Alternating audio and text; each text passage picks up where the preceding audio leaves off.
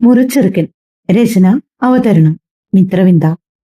ഹരിയുടെ നോട്ടം കണ്ടതും ദേവു അല്പം അമ്പരന്നാണ് നിൽക്കുന്നത്.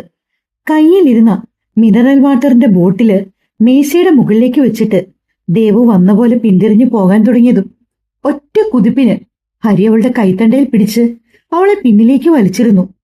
അവന്റെ നെഞ്ചിൽ തട്ടിയാണ് ദേവു നിന്നത്. തലയുടെ പിൻഭാഗം ചെന്നിട്ട് ഇത്തിരി ശക്തിയില് അവന്റെ നെഞ്ചിലിടിച്ചു. ഹരിയേട്ടൻ എന്തായി കാണിക്കുന്നേ? ദേവുവിന്റെ നെറ്റി ചൊളിഞ്ഞു. നീ എങ്ങോട്ടാ പായുന്നേ? ഹരിക്ക് ദേഷ്യം വന്നു. കൈന്ന് വിടുന്നുണ്ടോ? ദേവു പിടുത്തം വിടുവിക്കുവാൻ ശ്രമിച്ചു. അവൻ അല്പമൊന്ന് അമർത്തിയപ്പോ ദേവുവിന് വേദനിക്കുകയും ചെയ്തു. ഹരിയേട്ട, എന്റെ കൈക്ക് വേദനിക്കുന്നുണ്ട്, മര്യാദയ്ക്ക് വിട്ടേ. ദേവുവും ഇത്തിരി കടുപ്പത്തിലാണ് സംസാരിച്ചത്. ഹരി പതിയെ പിടുത്തം അയച്ചെങ്കിലും പിടി വിട്ടിരുന്നില്ല. ഹരിയേട്ടാ, എന്റെ കൈന്ന് വിടാനല്ലേ പറഞ്ഞത്? ഇല്ലെങ്കിലോ നീ എന്തു ചെയ്യും? ശബ്ദം ഉയർത്തി ആളെ കൂട്ടുവോ? ഹരി ചോദിച്ചു. അതിനു മറുപടി പറയാതെ അവൾ അല്പം രൂക്ഷമായിട്ട് അവനെ ഒന്നു നോക്കി. എന്റെ ദേഹത്ത് അനാവശ്യമായി ആരും പിടിക്കുന്നത് എനിക്കിഷ്ടമല്ല. അതിന് നിന്റെ ദേഹത്ത് ഞാൻ പിടിച്ചോടി? ഇപ്പൊ പിടിച്ചില്ലേ എന്റെ കയ്യില്? അനാവശ്യമായിട്ട് ഞാൻ പിടിച്ചോടി. പിടിച്ചു.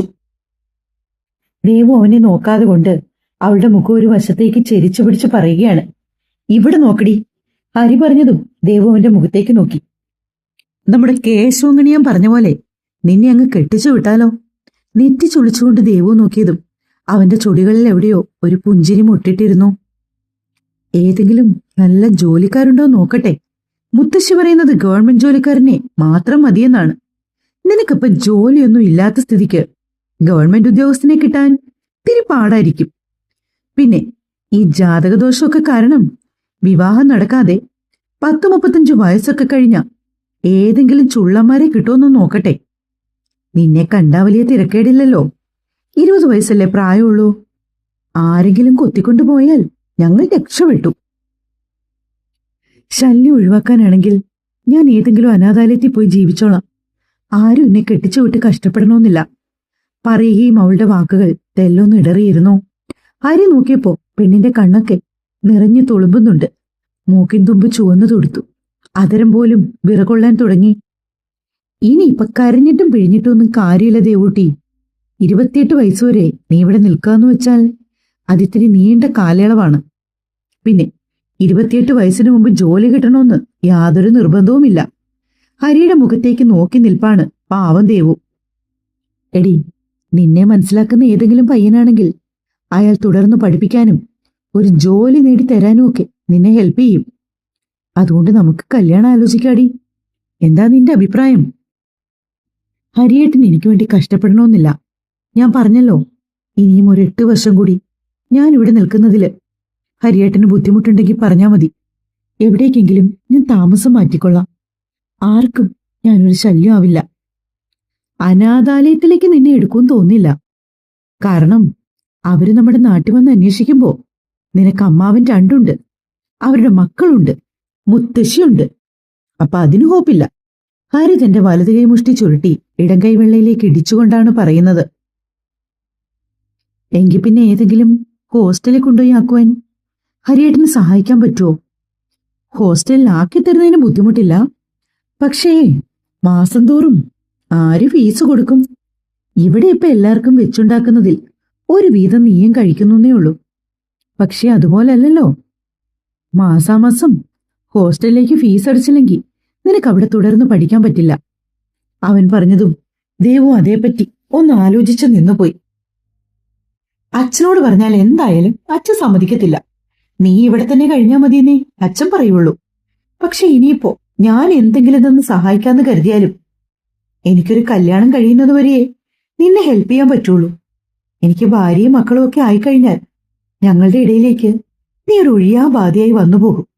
അതിനുള്ള ചാൻസ് കാണുന്നുണ്ട്. അത് മനസ്സിലാക്കി ഇപ്പൊ തന്നെ നീങ്ങിയാലേ എനിക്കും മുന്നോട്ട് ജീവിക്കാൻ പറ്റുള്ളൂ. ഹരി പറഞ്ഞതും ദേവുവിന് സങ്കടം വന്നിട്ട് നെഞ്ചു വിങ്ങി പൊട്ടിപ്പോയി. ഞാൻ ഹരിയേട്ടനൊരു ഒഴിയാബാധയാണോ? ചോദിക്കുമ്പോ പാവം ദേവുവിന്റെ മിഴികൾ നിറഞ്ഞിരുന്നു. കവിളിണകളെ ചാലിച്ചുകൊണ്ട് ആ കണ്ണീർ താഴേക്കൊഴുകി. അവളുടെ താടിത്തുമ്പം കഴിഞ്ഞ് ആ കണ്ണീർ തുള്ളികൾ ശംഖു പോലുള്ള കഴുത്തിലൂടെ ഒഴുകി വരുന്നത് ഹരി നോക്കി കാണുമായിരുന്നു. നിങ്ങൾ ആരും എന്നെ സഹായിക്കണ്ട. എന്താ വേണ്ടതെന്ന് എനിക്കറിയാം.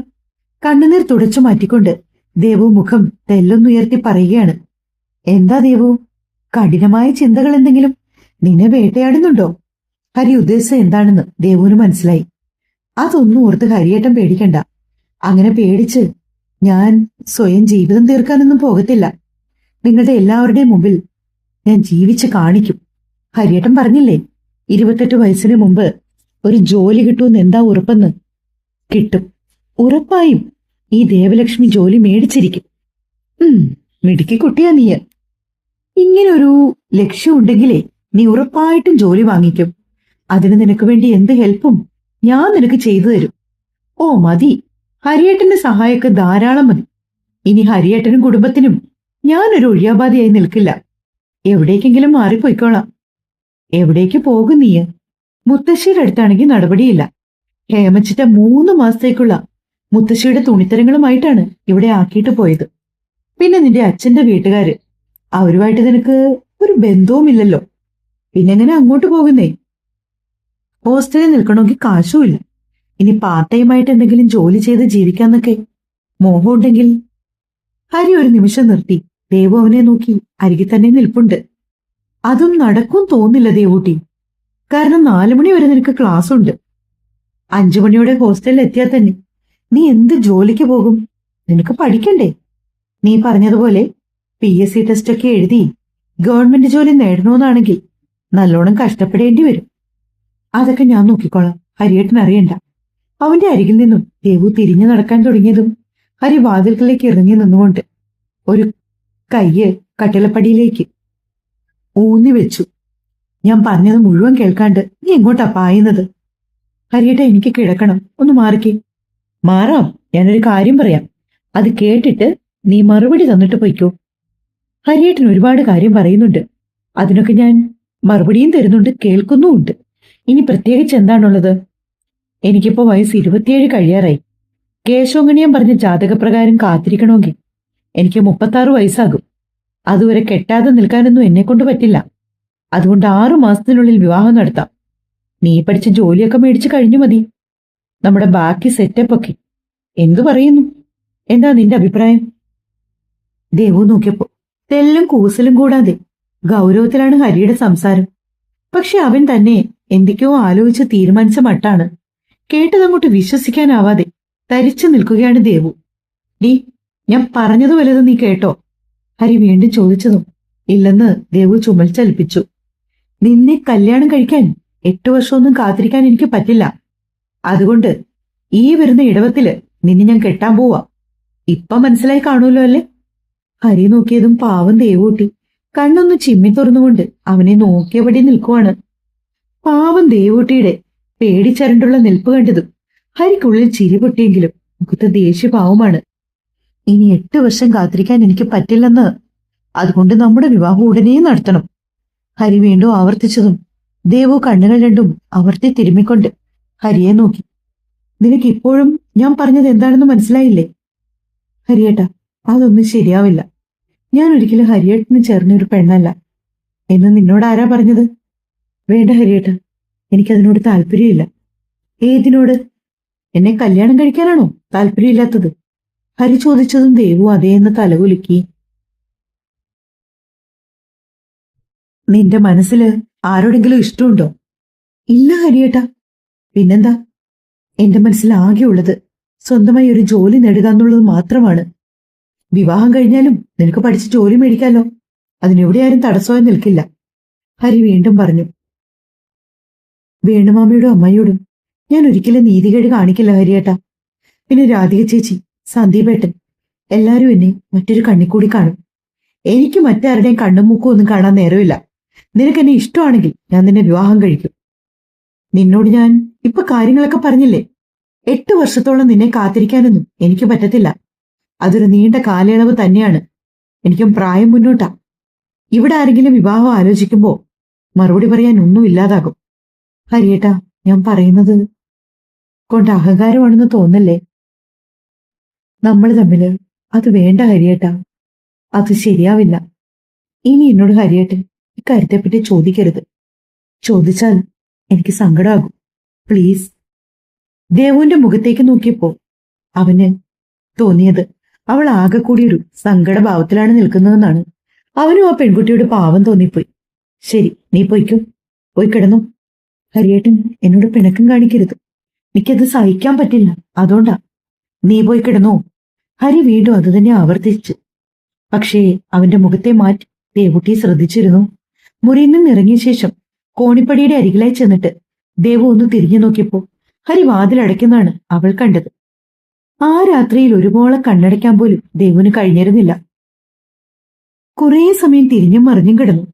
ഹരിയേട്ടനോട് ഇഷ്ടമുണ്ടോന്ന് ചോദിച്ചാ ഒരുപാട് ഇഷ്ടമാണെന്ന് തന്റെ ഹൃദയം മന്ത്രിക്കത്തുള്ളൂ. പക്ഷെ താൻ ഒരിക്കലും ഹരിയേട്ടന് ചേർന്ന ഒരു പെണ്ണല്ല. തന്നേക്കാൾ പഠിപ്പും സൗന്ദര്യവും ഒക്കെയുള്ള ഒരു പെൺകുട്ടിയെ ഹരിയേട്ടന് കിട്ടും. ഹരിയേട്ടന്റെ ഉള്ളില് ഇങ്ങനൊരു കാര്യം ഉണ്ടെന്ന് പോലും തനിക്ക് തോന്നിയിട്ടേയില്ല. ഒരിക്കൽ പോലും ആള് ആ ഒരു രീതിയിൽ പെരുമാറിയിട്ട് പോലുമില്ല. താൻ സന്ദീപേട്ടനോടും രാധിക ചേച്ചിയോടുമായിരുന്നു കൂടുതൽ അടുപ്പം. ഹരിയേട്ടന്റെ ദേഷ്യവും ചാട്ടവും കാണുമ്പോ പേടിയായിരുന്നു. എന്തിനെങ്കിലും വഴക്ക് പറഞ്ഞാൽ കരഞ്ഞോണ്ട് താൻ ആ മുറിയിലിരിക്കും. അന്നൊക്കെ സന്ദീപേട്ടനായിരുന്നു വന്ന് ആശ്വസിപ്പിക്കുന്നത്. ഒരു നെടുവീർപ്പോടെ അവൾ ഉറങ്ങാതെ ചുരുണ്ടുകൂടി കട്ടിലിൽ കിടന്നു. രാവിലെ ഗീത എണീറ്റ് അടുക്കളയിൽ വന്നപ്പോ രാധിക നിന്ന് ചായ ഇടുന്നുണ്ട്. ഇതെന്താ രാധികയെ, നീ നേരത്തെ എണീറ്റോ? മുത്തശ്ശിക്ക് വല്ലാത്തൊരു പരവശം പോലെ തോന്നി. അതുകൊണ്ടൊരു ചായ ഇട്ട് കൊടുക്കാന്ന് ഓർത്തു. ഇന്നലെ രാത്രിയില് അമ്മ നിന്നോട് എന്തെങ്കിലും പറഞ്ഞോ? എന്നോട് എന്തു പറയാന്? ദേവുവിനെ എങ്ങനെയെങ്കിലും കല്യാണം കഴിച്ചയക്കണമെന്നാ മുത്തശ്ശിയുടെ ആഗ്രഹം. അതിപ്പോ നടക്കുന്ന കാര്യമാണോ? എല്ലാം വിധി പോലെ വരട്ടെ. ദേവൂട്ടിക്കിപ്പോ മംഗല്യോഗം ഉണ്ടെങ്കിൽ അത് നടക്കുക തന്നെ ചെയ്യും. കൊള്ളാവുന്ന ഒരു കുടുംബത്തിൽ നിന്ന് നല്ലൊരു ആലോചന വന്നാൽ നോക്കാമെന്നാണ് വേണുവേട്ടനും പറഞ്ഞത്. അച്ഛനപ്പോ സമ്മതിച്ചോ? ഇന്നലെ രാത്രിയില് അച്ഛൻ നഖശികാന്തം എതിർത്തതാണല്ലോ. പെൺകുട്ടിയല്ലേടി, നമ്മൾ നിമിത്തം അതിന്റെ കല്യാണം മുടങ്ങിയാലേ. അമ്മ, കൊള്ളാവുന്ന ആലോചന എന്ന് പറഞ്ഞാല് നമ്മൾ നല്ല സ്ത്രീധനമൊക്കെ കൊടുക്കേണ്ടി വരും. സ്വർണത്തിനൊക്കെ ഇപ്പൊ എന്താ വില, അത് നോക്കണ്ടേ? അതൊന്നും കൊടുക്കാതെ അച്ഛൻ ഇവളെ ഇറക്കി വിടുന്ന് നിനക്ക് തോന്നുന്നുണ്ടോ? അതിന് അച്ഛൻ്റെ കയ്യിൽ എവിടുന്ന കാശ്? എങ്ങനെയെങ്കിലും അതൊക്കെ ഒപ്പിക്കും. കുറഞ്ഞത് 25 പവൻ സ്വർണ്ണമെങ്കിലും കൊടുത്തേ അച്ഛൻ അവളെ അയക്കൂ. 25 പവനോ? ഇപ്പോഴത്തെ വില വെച്ച് നോക്കിയാ 30 ലക്ഷം രൂപയോളം ആകൂലോ. കയ്യിൽ വല്ലതും ഉണ്ടെങ്കിൽ കൊടുക്കുന്നതിലും തെറ്റൊന്നുമില്ല. അതൊക്കെ അച്ഛൻ നോക്കും. നീ തല പുണ്ണാക്കാൻ നിൽക്കണ്ട. മുത്തശ്ശിക്ക് കൊണ്ടുപോയി ചായ കൊടുക്ക്. ഗീത അടുക്കളയുടെ വാതിൽ തുറന്ന് വെളിയിലേക്ക് ഇറങ്ങി. സ്വപ്നയും സന്ദീപും എണീറ്റ് വന്ന് ചായ കുടിക്കുമ്പോഴാണ് ഹരി മുകളിൽ നിന്ന് ഇറങ്ങി വന്നത്.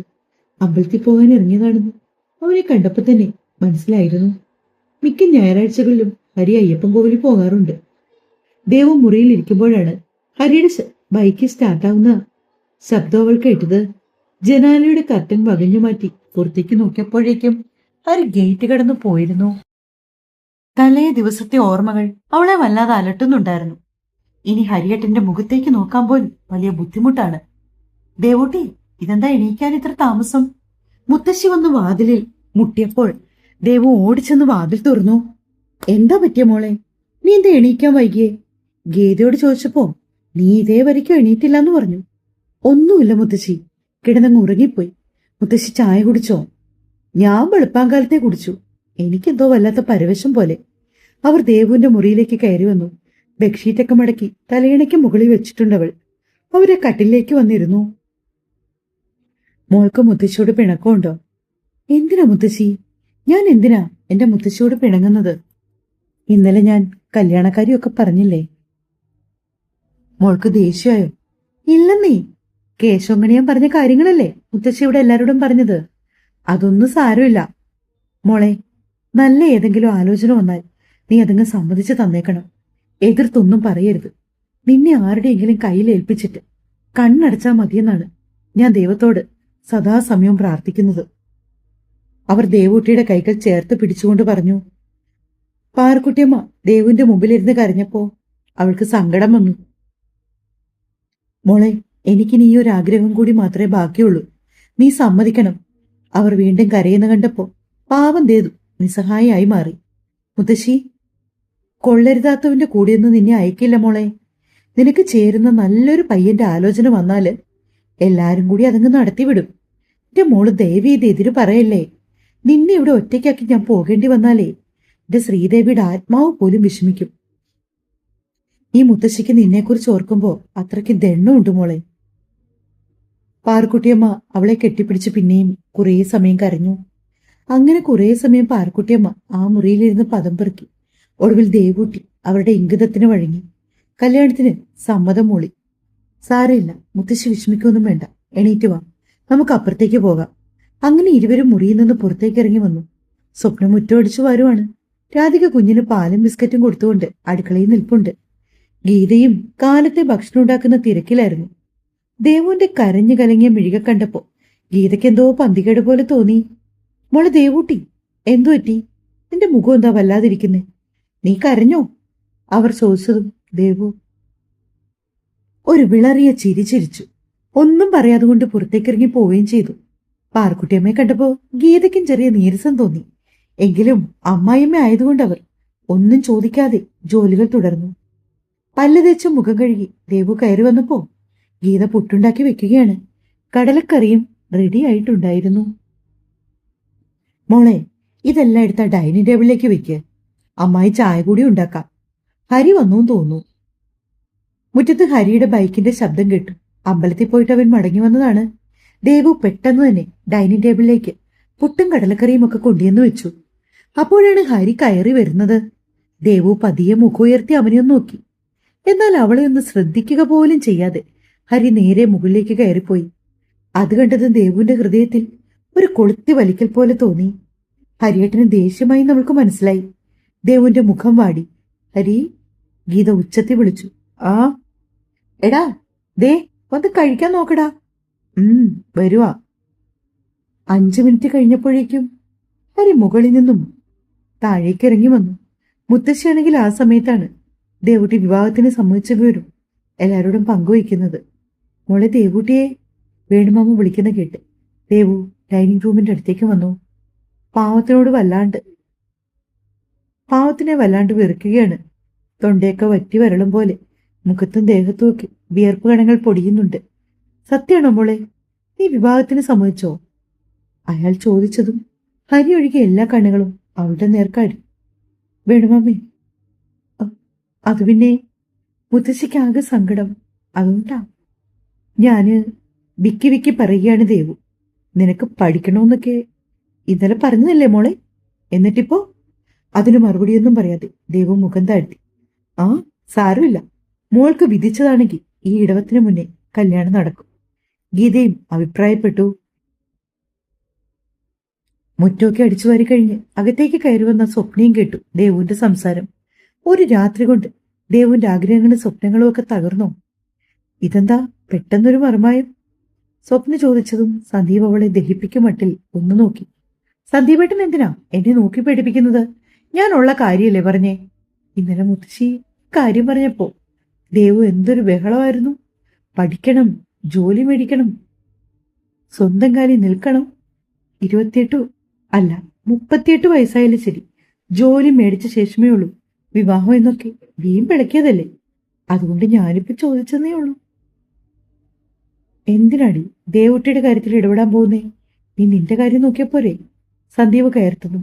സ്വപ്ന മുഖം വീർപ്പിച്ചുകൊണ്ട് അവനെ തന്നെ നോക്കി നിന്നു. സന്ദീപേ, സ്വപ്ന പറഞ്ഞാലും കാര്യമുണ്ട്. ഇന്നലെ ദേവൂട്ടി നമ്മളോടൊക്കെ പറഞ്ഞത് അവൾക്ക് പഠിക്കണമെന്നാണല്ലോ. പെട്ടെന്ന് വിവാഹത്തിന് സമ്മതമാണെന്ന് കേട്ടപ്പോ സ്വപ്ന ഒന്ന് ചോദിച്ചെന്നല്ലേ ഉള്ളൂ. അതിന് നീ എന്തിനാടാ അവളോട് തട്ടിക്കയറുന്നത്? രാധിക സ്വപ്നയുടെ പക്ഷം ചേർന്ന് പറഞ്ഞു. ദേവൂട്ടിക്ക് പിന്നീട് ആലോചിച്ചപ്പോ കല്യാണം കഴിക്കുന്നതാണ് നല്ലതെന്ന് തോന്നിക്കാണും. പിന്നെ കല്യാണം കഴിച്ചാലും അവൾക്ക് തുടർന്ന് പഠിക്കാലോ. 28 വയസ്സുവരെ ഇനിയും കാത്തിരിക്കുന്നതിലും നല്ലത് എല്ലാരും പറയുന്നത് അനുസരിക്കാന്ന് അവളും വിചാരിച്ചു. അത്രയേ ഉള്ളൂ. അതിന് നിങ്ങളാരും വെറുതെ ഓരോന്ന് പറഞ്ഞ് ഇവിടെ കിടന്ന് ബഹളം വെക്കണ്ട. സന്ദീപ് ഭക്ഷണം കഴിക്കുന്നത് മതിയാക്കി എഴുന്നേറ്റ് കൈ കഴുകാനായി വാഷ് ബേസിന്റെ അരികിലേക്ക് പോയി.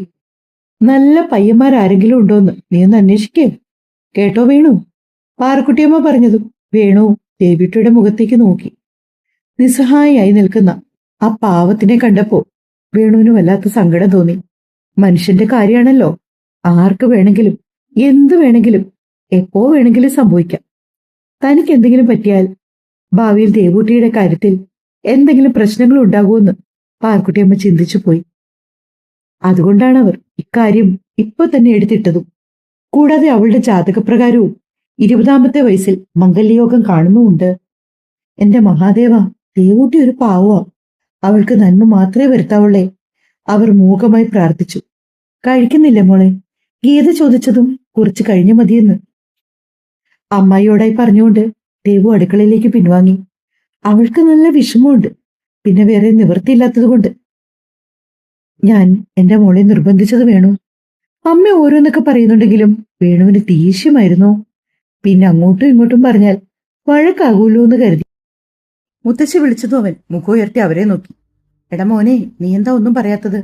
ഹരിയോട് മുത്തശ്ശി ചോദിക്കുന്നത് അടുക്കളയിൽ നിന്ന് ദേവൂട്ടിയും കേട്ടു. ഒരു വേള അവളും അവന്റെ മറുപടിക്കായി കാതോർത്തു നിന്നു. ദേവുവിന്റെ ഇഷ്ടം എങ്ങനെയാണെന്ന് വെച്ചാ അതുപോലെ ചെയ്യാം മുത്തശ്ശി. മോന്റെ പരിചയത്തിൽ ആരെങ്കിലും ഉണ്ടോ? നോക്കട്ടെ, ആലോചിച്ചു പറയാം. ഇനി 6 മാസം കൂടി ഉണ്ടല്ലോ. ഹരിയും കഴിക്കുന്നത് മതിയാക്കി എണീറ്റു പോയി.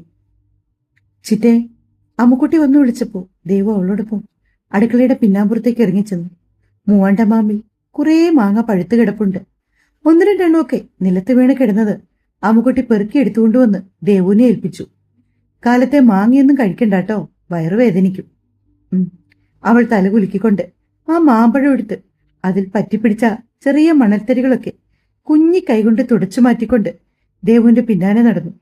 സ്വപ്നം മുറ്റമൊക്കെ അടിച്ചു വൃത്തിയാക്കിയിട്ടതിനാൽ ദേവുവിന് ആ പണി ഒഴിവുണ്ടായിരുന്നു. തൊടിയിലേക്ക് ചെന്നിട്ട് കുറച്ച് ചീര ഒടിച്ചെടുത്തു. മണിത്തക്കാളിയും വഴുതനയും കോവയ്ക്കയും ഒക്കെ പാകമായി നിൽപ്പുണ്ട്. അതും പറിച്ചുകൊണ്ടുവന്ന് അടുക്കളയിലേക്ക് വെച്ചു. വീണ്ടും തൊടിയിലൂടി ചുറ്റി നടന്നു. ആരുടെയും കണ്ണിൽ പെടാതിരിക്കാൻ വേണ്ടിയാണ് അവൾ ഓരോന്ന് ചെയ്തു കൂട്ടുന്നത്. സന്ദീപിന്റെ കാറ് സ്റ്റാർട്ടായി പോകുന്ന ശബ്ദം ദേവു കേട്ട് ഒന്ന് നോക്കി. സ്വപ്നയും സന്ദീപും കൂടി സ്വപ്നയുടെ വീട്ടിലേക്ക് പോകുന്നതാണ്. തലേദിവസം സ്വപ്ന രാധികയോട് പറയുന്നതും ദേവു കേട്ടു. മിക്കവാറും ഞായറാഴ്ചകളിൽ അവരെങ്ങനെ പോകാറുമുണ്ട്. ദേവുട്ടിയെ കഴിക്കാൻ വരുന്നില്ല നീ? ഗീതമായി വിളിച്ചതും ദേവു താ വരുന്നു ഉറക്ക വിളിച്ചു പറഞ്ഞു. ഗീതയും ഭക്ഷണം കഴിക്കാതെ ദേവുവിനെ നോക്കിയിരിക്കുകയാണ്. വാ മോളെ, എനിക്ക് വിശക്കണു, വന്നിരുന്ന് കഴിക്കാൻ നോക്ക്. ഗീത ഇരുവർക്കും വേണ്ടി പുട്ടും കടലക്കറിയൊക്കെ വിളമ്പിയിട്ടുണ്ട്. ചായയും കൂടി ഓരോ ഗ്ലാസുകളിലേക്ക് പകർന്നു വെച്ചു. എന്നിട്ട് രണ്ടാളും കൂടി കഴിക്കാൻ തുടങ്ങി. രാധിക അമ്മുക്കുട്ടിയുമായിട്ട് രാജേഷിനെ ഫോൺ വിളിക്കുന്നത് കേൾക്കാം. അച്ഛനോട് ഓരോന്നൊക്കെ കൊഞ്ചി പറയുകയാണ് അമ്മു. വേണുമാമ പാടത്തേക്ക് പോയോ അമ്മായി? പോയി മോളെ, മരച്ചീന എടുക്കാൻ ആരോ വരൂന്ന് അവർ പറഞ്ഞതും കേട്ട് ദേവു തലകുലുക്കി. ഹരിയുടെ ഫോൺ റിങ് ചെയ്യുന്നത് കേട്ട് ഉമ്മർത്തുനിന്നും അവൻ അകത്തേക്ക് എണീറ്റ് വന്നു. ഹോളിൽ ഇരിക്കുമായിരുന്നു ഹരിയുടെ ഫോൺ. അവനതെടുത്ത് ആരോടും സംസാരിക്കുന്നുണ്ട്. കോളേജിലെ ഏതോ സാറാണ് വിളിക്കുന്നതെന്ന് ദേവുവിന് തോന്നി. സാറ്, ഞാൻ വിളിച്ചിരുന്നു. നാളെ കുറച്ച് ലേറ്റായിട്ടേ വരത്തുള്ളൂ. ഫസ്റ്റ് പീരീഡ് സാറിന്റെ ക്ലാസ്സിൽ പോയിക്കൊള്ളാമോ? ശരി ശരി. എനിക്ക് കുറച്ച് അത്യാവശ്യ കാര്യമൊക്കെ ഉണ്ട്. ഉച്ച കഴിഞ്ഞ് 2 പീരീഡ് ഞാൻ അടുപ്പിച്ചെടുത്തോളാം. ഓക്കെ സാറേ. ഹരി ഫോൺ കട്ട് ചെയ്തു. ശേഷം ഉണമുറിയിലേക്ക് വന്നു. ദേവു. ഹരി വിളിച്ചതും ദേവു ചാടി എഴുന്നേറ്റു. നിനക്ക് അക്കൗണ്ടൻസിയുടെ എന്തെങ്കിലും ഡൗട്ട് ഉണ്ടോ? ഗൗരവത്തിൽ ചോദിക്കുവാണവൻ. ഇന്നലെയും പഠിച്ചില്ലല്ലോ മോളെ. കാപ്പി കുടിച്ചിട്ട് നീ കയറിച്ചല്ലേ. പരീക്ഷയൊക്കെ വരുമല്ലേ, പോയിരുന്ന് എന്തെങ്കിലും വായിച്ചു പഠിക്കും. ഗീതയാണ് പറയുന്നത്. ഞാൻ ഇപ്പൊ തന്നെ വന്നോളാം ഹരിയേട്ടാ. ദേവു അവനെ നോക്കിയതും ഹരി മുകളിലേക്ക് കയറിപ്പോയി. തുടരും. കഥ ഇഷ്ടമെങ്കിൽ സപ്പോർട്ട് ചെയ്യാൻ മറക്കല്ലേ. എന്നെ സബ്സ്ക്രൈബ് ചെയ്യാത്ത ആരെങ്കിലും ഉണ്ടെങ്കിൽ ദയവ് ചെയ്ത് നമ്മുടെ ചാനൽ ഒന്ന് സബ്സ്ക്രൈബ് ചെയ്ത് സപ്പോർട്ട് തരണേ. സ്നേഹത്തോടെ നിങ്ങളുടെ സ്വന്തം മിത്ര. Thank you.